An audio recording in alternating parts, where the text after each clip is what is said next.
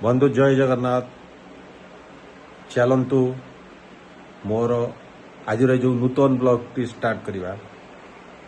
आज blog T बंधु मु मो पूरी यात्रार संपूर्ण वीडियो आपन को देखेबी। ये वीडियो टी बंधु बहुत मजादार हबार अच्छी। तो चलतु आज वीडियो टी मोर बंधु स्टार्ट करवा। तो आज इवनिंग रे एक्चुअली मु वंदे भारत एक्सप्रेस रे तालचेरू पूरी जीवी सेठी राति रे पहुंचीबी। तापरे कालीठू कौन कौन मु देखिली मु तो उपभोग करी आपन को भी उपभोग करी। तो चलतु आज वीडियो टी मोर स्टार्ट करिया। ए देखंतु मोर टोटाली घरे पैकिंग हो सारी। तेणु बर्तमान आम बाहर ये देखो पैकिंग सब सरी जाइए। तो बर्तमान आम बाहर स्टेशन अभिमुखे।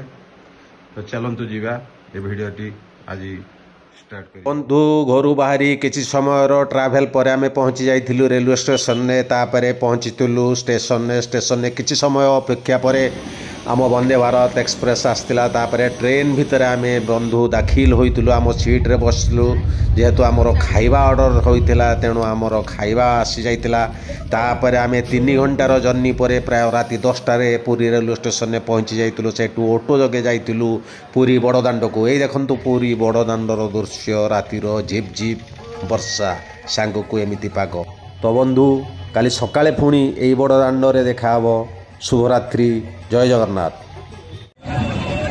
जय जगन्नाथ। समस्त को मोर रथ यात्रा रे शुभेच्छा। एबे बंधु मु पूरी बड़दाण्ड रे वर्तमान पूरी बड़दाण्डर टिके दृश्य देखंतु। झिप झिप वर्षा चारिआडे।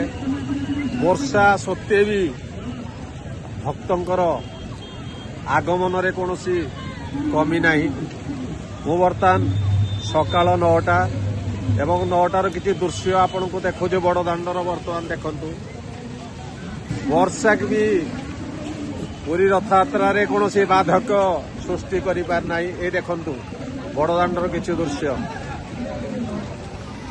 एते वर्षा सते भी देखंतु केते भक्त बड़दाण्ड रे स्थाने स्थाने खाइबा भी वितरण होउची विभिन्न संस्था द्वारा।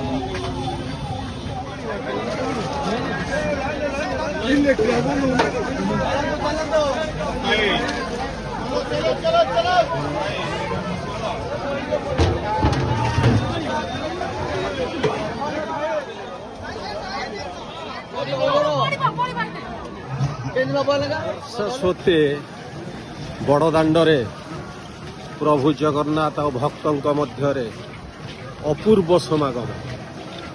आपण आसिले ही विश्वास करें। वर्षा झिप झिप वर्षी चली किंतु भक्त माने भी बड़दाण्ड रे झिप झिप चली। भक्तंकर आसबारे कौन कमी नहीं कि भक्ति भाव भी कौन कमी नहीं।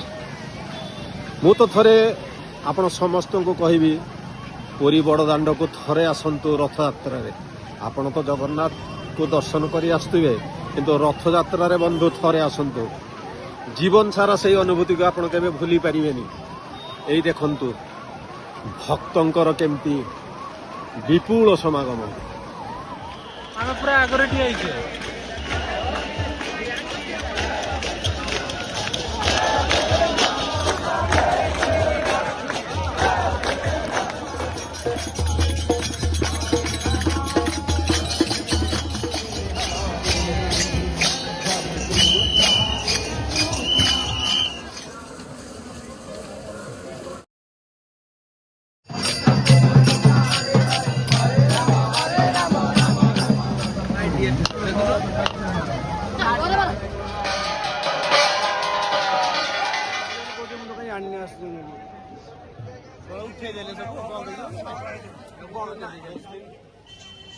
तापरे बंधु जेहेतु तीन प्रभुंकर रथ संपूर्ण टणा नथिला आमे राति 11टारे पहुँचीलु प्रभुंक पाखरे ରଥରେ ପ୍ରଭୁମାନଙ୍କୁ ଦର୍ଶନ କରିବାକୁ।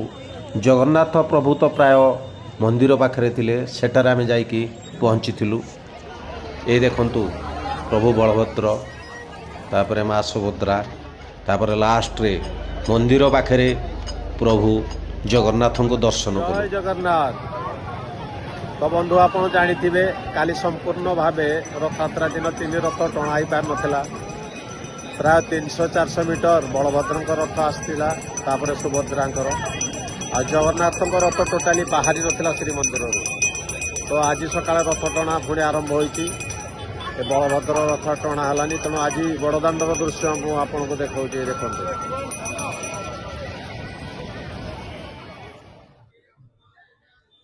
ପ୍ରଭୁ ବଳଭଦ୍ରଙ୍କ ରଥ।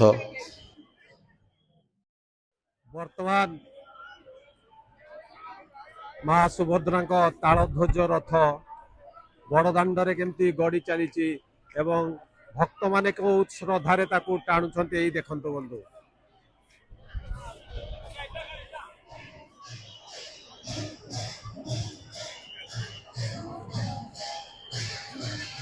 ବର୍ତ୍ତମାନ ଦେବଦଳନ ଓ ତାଳଧ୍ୱଜ ମାଉସୀ ମା ମନ୍ଦିରରେ ପହଞ୍ଚି ଯାଇଛି, କିନ୍ତୁ ପ୍ରଭୁଙ୍କର ନନ୍ଦିଘୋଷ ରଥ ବଡ଼ଦାଣ୍ଡରେ ଝୁଲି ଝୁଲି ଆସୁଛି। ମଠୁଆ ଠାକୁର ସଦାବେଳେ ମଠ।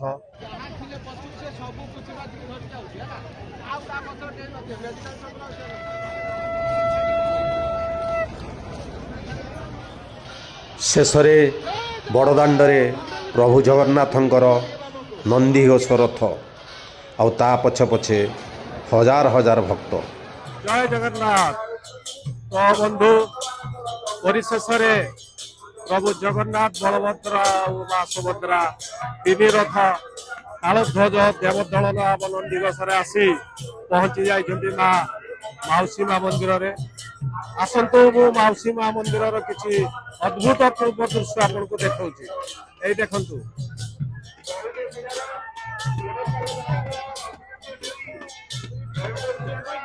ନନ୍ଦିଘୋଷ, ତା ପାର୍ଶ୍ୱରେ ତାଳଧ୍ୱଜ, ତା ପାର୍ଶ୍ୱରେ ଦେବଦଳନ। ଏଇ ଦେଖନ୍ତୁ 3 ରଥରେ 3 ମହା ଠାକୁର ବିଜୟମାନ।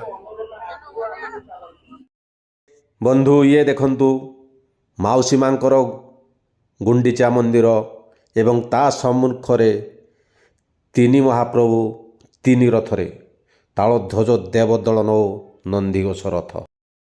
ଏଇ ଆଜ୍ଞା ଦେଖନ୍ତୁ ରାତିରେ ବଡ଼ଦାଣ୍ଡର ଦୃଶ୍ୟ। ନା ଭକ୍ତଙ୍କର କମି, ନା ଶ୍ରଦ୍ଧାରେ କମି। ଯୁଆଡ଼େ ଦେଖିବେ ଭକ୍ତ ହିଁ ଭକ୍ତ। ଦେଖନ୍ତୁ ଜୟ ଜଗନ୍ନାଥ। ତ ବନ୍ଧୁ, ଆପଣ ଶ୍ରୀକ୍ଷେତ୍ର ଆସିବେ, କାଳିଆକୁ ଦର୍ଶନ କରିବେ, ଆଉ ମହୋଦଧିରେ ବୁଡ଼ ଦେବେନି, ଏମିତି କ'ଣ ହେଇପାରିବ? ତ ଚାଲନ୍ତୁ ଆଜି ଏବେ ମୁଁ ଆପଣଙ୍କୁ ମହୋଦଧି ଦର୍ଶନ କରାଉଛି। ଏଇ ଦେଖନ୍ତୁ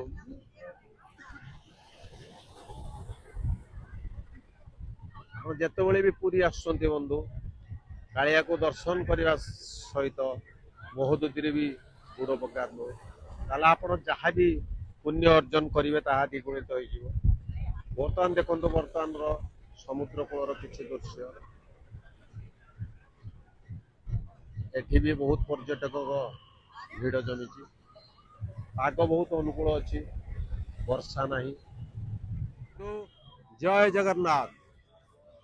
ତ ଏ ଭିଡ଼ିଓଟି କେମିତି ଲାଗିଲା ରଥଯାତ୍ରାର ବନ୍ଧୁ ନିଶ୍ଚୟ ମୋତେ ଜଣାଇବେ, ଆମ କମେଣ୍ଟ ବକ୍ସରେ ମୋତେ ଲେଖିବେ। ଆଉ ଗୋଟେ ଅନୁରୋଧ, ଜୀବନରେ ଥରେ ନିଶ୍ଚୟ ରଥଯାତ୍ରା ଦେଖିବାକୁ ଆସନ୍ତୁ ପୁରୀକୁ, ଏବଂ এই ଅନୁଭୂତିକୁ ଜୀବନ ସାରା ସାଇଣ୍ଟୁ ରଖନ୍ତୁ ମଲା ପର୍ଯ୍ୟନ୍ତ। ଜୟ ଜଗନ୍ନାଥ।